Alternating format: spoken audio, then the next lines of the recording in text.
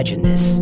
You stand before a rival who thrives on chaos, twisting every word into a weapon. The harder you resist, the tighter their grip becomes. Now, what if you stopped fighting?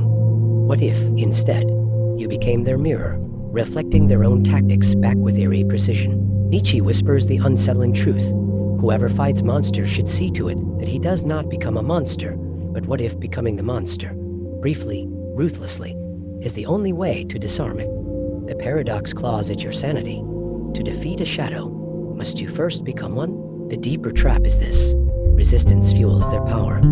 Like Nietzsche's abyss gazing back, your defiance only sharpens their aggression. Psychologically, the human mind recoils at its own reflection. It triggers cognitive dissonance, a primal discomfort. Schopenhauer saw it first. Every man takes the limits of his own field of vision for the limits of the world. Your enemy assumes control because you play their game. But what if the game itself is the illusion?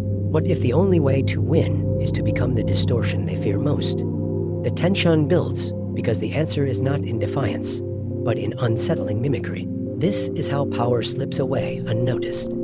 Every argument met with logic, every attack countered with reason, only entrenches their aggression.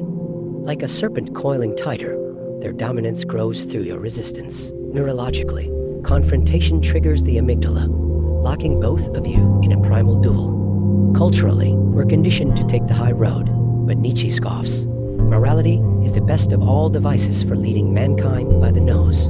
The cost? Your autonomy dissolved in their game. The chilling realization, you are losing because you are playing by rules they designed. The way out is not through escape, but through reflection so perfect it fractures their will. The escape lies in weaponized mimicry, adapting their tactics until they no longer recognize the battlefield. History's greatest strategists mastered this. Caesar mirrored Pompey's formations to unsettle his legions. Sun Tzu wrote, "Appear weak when you are strong." This is not surrender, it is psychological jiu-jitsu.